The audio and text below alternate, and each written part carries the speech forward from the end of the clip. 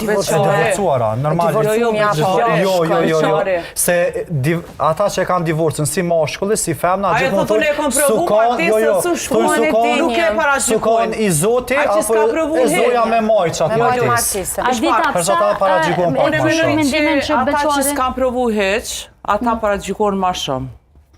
Kena raste që që s'kan provu hiç, na më shumë brengosën për që ata që s'ka provu hiç.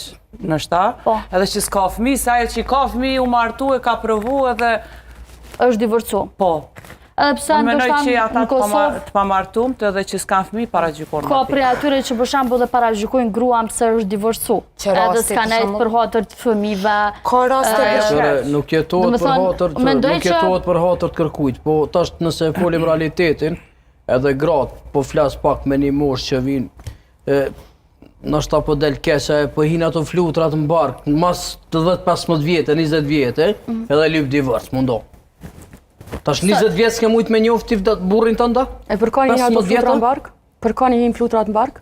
Qysh? Për çka hinë ato flutra në bark? Këtu lak mund që i ka të reja, Ja, a për burra po. Burrat po, burrat lakmojnë. More edhe gratë? Jo, more jo, nuk... Vallahin edhe gratë?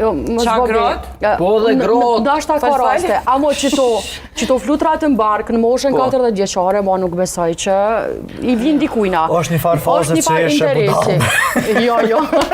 Jo, nëse ka na interes tjetër. Roland, ndarja në qëtë moshë, mas 9 vjetë, 10 vjetë, në 15 vjetë martesë, nuk martohet kërkush me unda, këta është bën një bindëm. E dyta, duhet me ka një faktor shumë i rëndësishëm që të bjen me marrë që të vendim. Besomni që sot gratë shumë sakrifikojnë.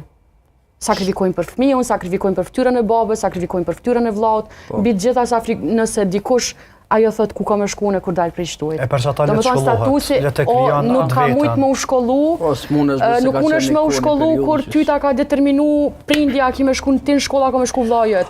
Gjenerata pikrisht që ato grasët kanë probleme se janë mësu me jetu nën ura gjithkujt. Gjenerata ananës tem, për shembull tash janë dikun mosha 60-62. Nana nuk konë shkollë.